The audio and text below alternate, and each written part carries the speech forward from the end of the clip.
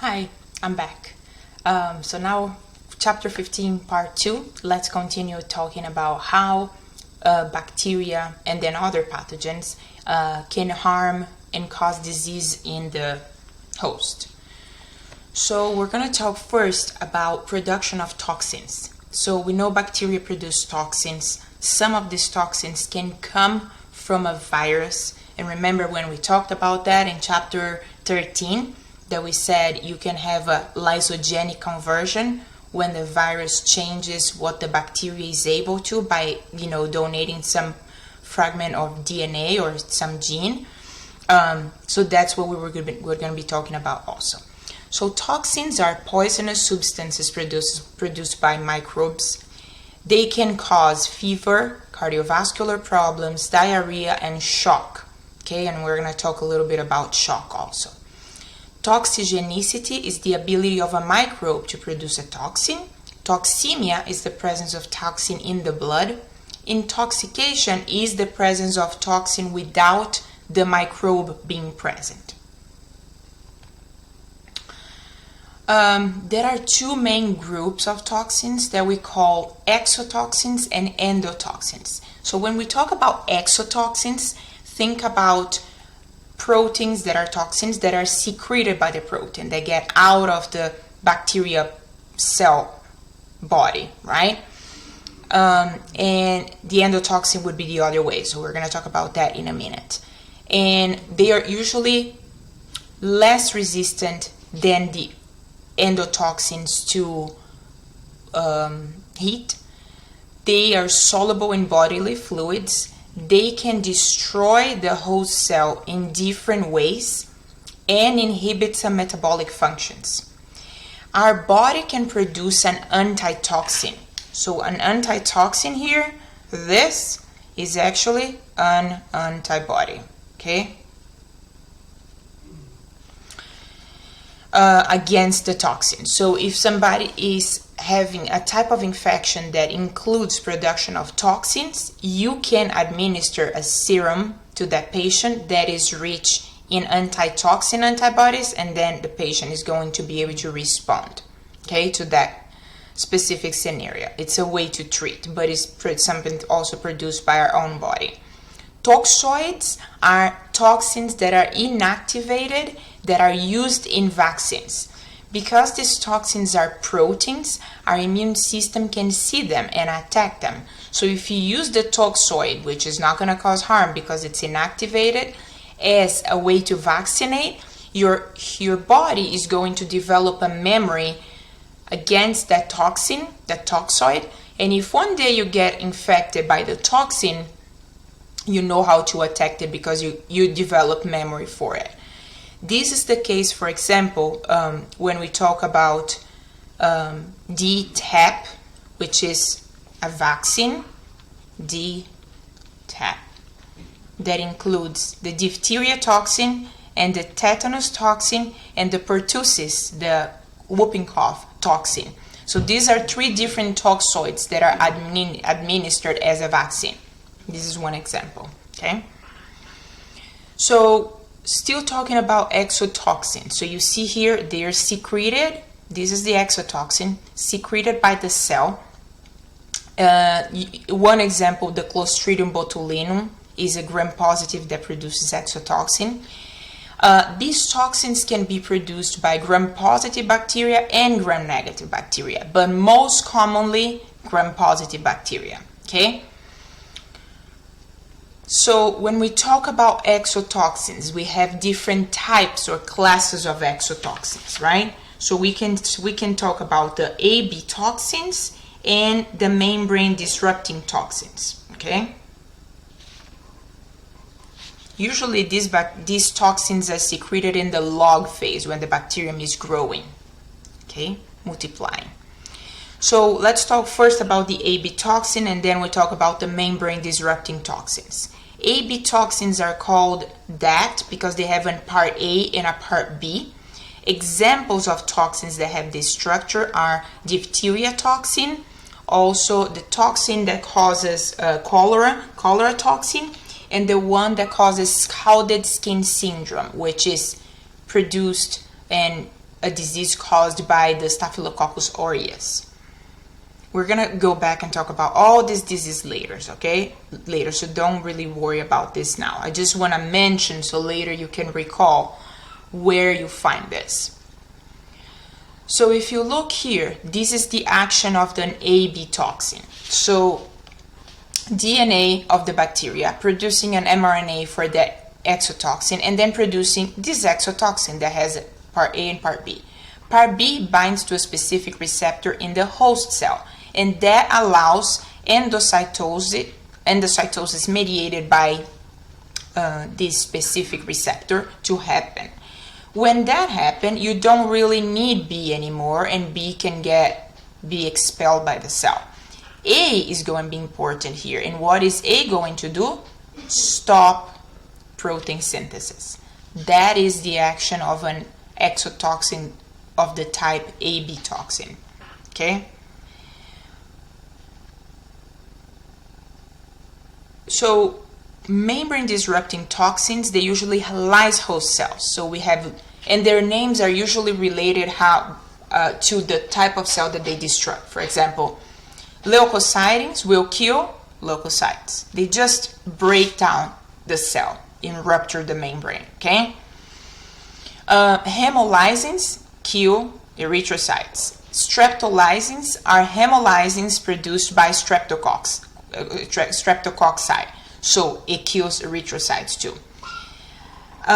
Usually, for example, Streptococcus, because it has the specific hemolysin, is able also to digest the hemoglobin. So we remember that Streptococcus can be beta hemolytic, and in that case, they're doing a full digestion of the hemoglobin. Another class, that's like a third class of exotoxins, but it acts in a different way, and they're called superantigens. Superantigens are, for example, produced by Staphylococcus in the toxic shock syndrome, and it's a very powerful toxin in this case. Also, you have Staphylococcus aureus producing food poisoning toxin, which is an enterotoxin, but is also a superantigen. Okay, so when we say enterotoxin, means it acts in the intestines, right? So how does a superantigen act? You have very likely superantigens like this in other diseases that cause cytokine storms. Okay,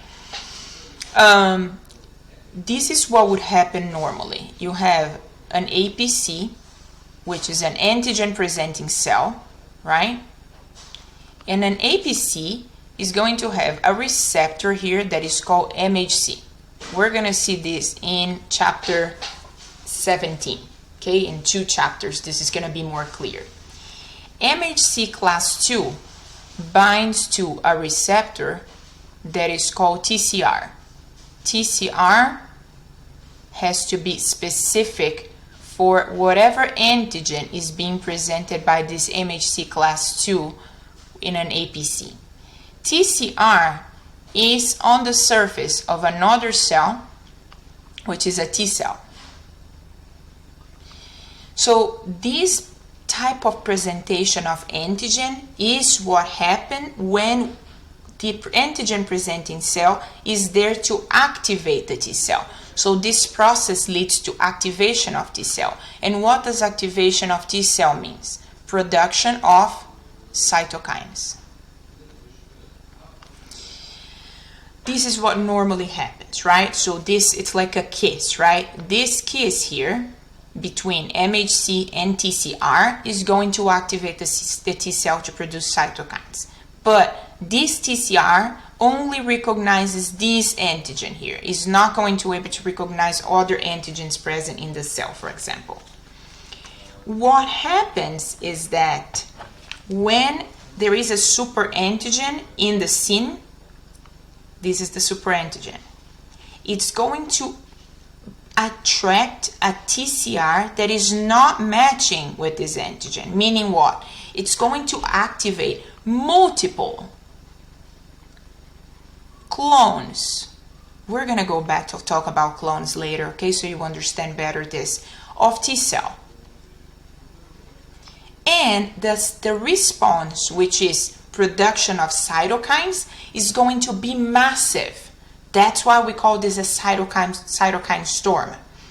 And with this huge production of different cytokines, you're going to have symptoms like fever, nausea, vomiting, diarrhea, and shock. And shock leads to death.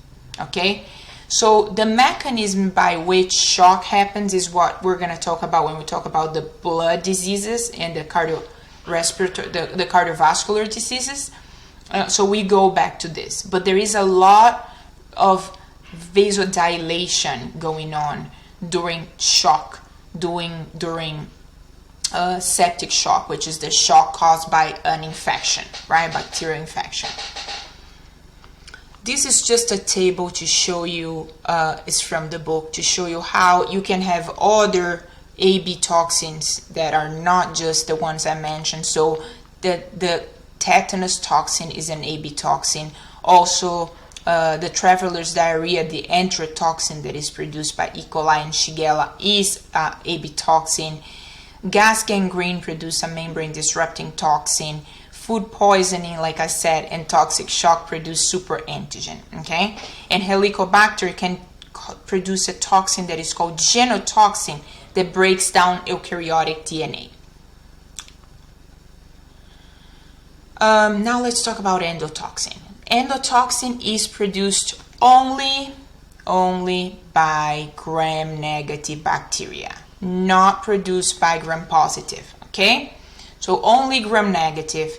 There is a part, so the name, there is one molecule that is called endotoxin, which is LPS, lipopolysaccharide. There are different versions, flavors of lipopolysaccharide, but they're all LPS, okay? So the lipid A portion of the LPS is what is going to cause symptoms in the host, okay?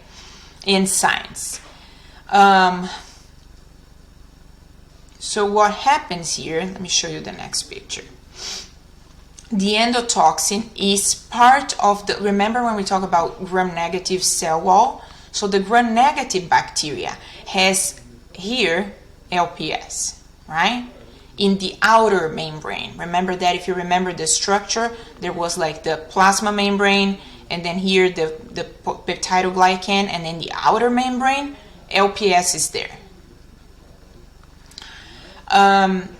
So when these gram-negative bacteria are multiplying, or when they die, they release this LPS. So the LPS is not attached to the bacterium anymore, okay? And what can LPS do? Here's the bacterium being phagocyted by a macrophage, and then this bacterium is going to be inside a vacuole, right? A phagosome inside the macrophage. And as it's killed, in this case, the LPS that is in this bacterium is going to make the macrophage release cytokines. Which cytokines are we talking about? Interleukin-1 and tumor necrosis factor alpha, or TNF alpha. In this case, these two cytokines go to the bloodstream, get to where? In the brain, the hypothalamus. And in the hypothalamus, they induce the production of another type of mediator, which is an inflammatory mediator, prostaglandin. And prostaglandin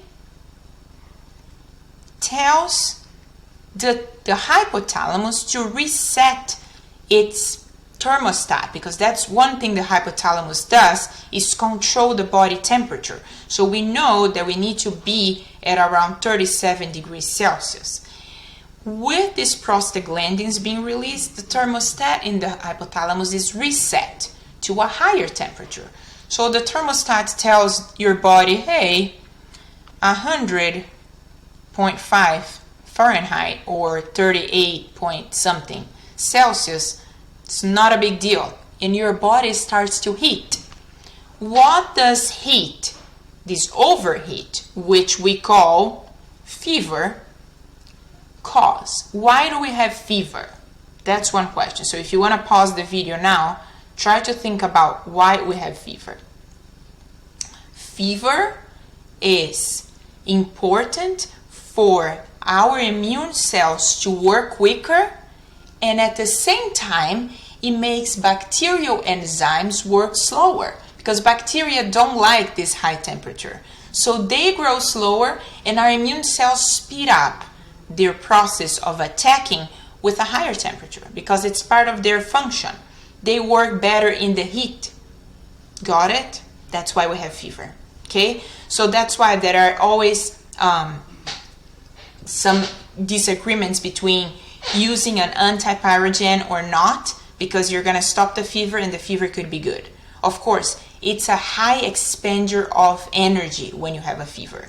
So having fever is good, but also you need to think about the pros and cons. If the fever is lasting so long that is making the patient too weak, may not be a good idea, and then you should, administer some medicine to decrease that temperature. Okay? Another thing about endotoxins that I mentioned earlier, just want to emphasize, they are heat resistant. Endotoxins are heat resistant. So once a bacterium was in a solution, in a medium, if it was a gram-negative bacteria and you kill the bacterium, it's going to release that LPS. And let's say that is an injectable solution, for example, and you're going to use in parenteral way in a patient, what's going to happen? The patient can develop fever even though you kill the bacteria in that solution, even though you filter that solution. Okay, so there is a test that is called LAL that is used to detect the presence of pyrogens or endotoxin in samples. Okay, this is just a table to compare gram-negative and gram-positive or endotoxins and exotoxins. You see it says mostly gram-positive has exotoxin, but some gram-negative can have. Gram-negative are the one that have endotoxin, and some comparisons that I mostly mentioned them to you now. Another thing about endotoxin that I didn't mention, it cannot be neutralized by antibodies. So you don't have a way to really remove LPS from the bloodstream once it's acting. You need to wait for that to be cleared out, okay, by itself. Like I mentioned to you before, some of these toxins, mostly the exotoxins, can be donated, can be a inheritance from a bacteriophage to the bacterium. So viruses like bacteriophages can donate toxin genes to a bacterium, and the name of that is lysogenic conversion. Now we're going to quickly talk about property of viruses and what kind of effects we see when they cause disease. So there are what we call cytopathic effects of viruses, and in this case we're talking about all these items here. So they stop cell synthesis, they cause cell lysosomes to release enzymes because that's going to end up affecting the cell metabolism and digesting cell parts. They can create inclusion bodies. They fuse the cell to create a syncytium. Syncytium is this. You see many nuclei together in one whole giant cell, which was like many cells fused. Okay? They can change the whole cell function or induce chromosomal changes, induce antigenic changes on the cell surface, make the whole cell lose contact, and that can lead to cancer, cells that detach from that tissue and can become carcinogenic, and production of interferons to protect uninfected cells. So in this case, the last one here is in favor of the host. Everything else is actually against the host. Okay? Maybe inducing antigenic changes, you could consider that your immune system can see that and attack, but this is against the host. and the other ones are pretty much against the host. Okay? So imagine you're stopping cell synthesis in the cell. Can you think all the harm that that's going to cause to that cell? Okay? Fungi can cause different types of damage. One of them is by secreting toxic metabolic products. Okay? So fungi can also cause allergic response, which is not a desirable response. They can produce some toxins that inhibit protein synthesis, similar to the AB toxins. Proteases from fungi modify host cell membranes, and capsule from fungi. Some fungi have really thick capsule. They can prevent phagocytosis. Protozoa can promote or cause antigenic variation in their own surface, and that's going to affect how the host defense happens. It's going to be prejudiced. They can grow in phagocytes, and they can digest cell. For example, Entamoeba histolytica, it's an amoeba that causes dysentery. It eats red blood cells. So it eats the red blood cells from your intestinal wall. So they can cause a lot of harm through these mechanisms. And they also can produce waste products that cause symptoms. The same way helminths can also produce waste products that cause symptoms. They produce, they are big worms, so that presence of the worm inside the body is not something that is in favor of the host. And they use the host for tissue growth that in the end can cause, for example, anemia because they're sucking your blood. Retardation in growth if they're parasitic of kids. So there are situations where they can cause different types of harms. And last but not least, portals of exit. So we talk about how all these microbes enter our body, how they cause harm, and now we're going to talk about how they exit. So they can exit pretty much through similar paths that they entered. Respiratory tract, coughing or sneezing. And the way they're getting out is actually to go into another host because they want to be transmitted from host to host, right?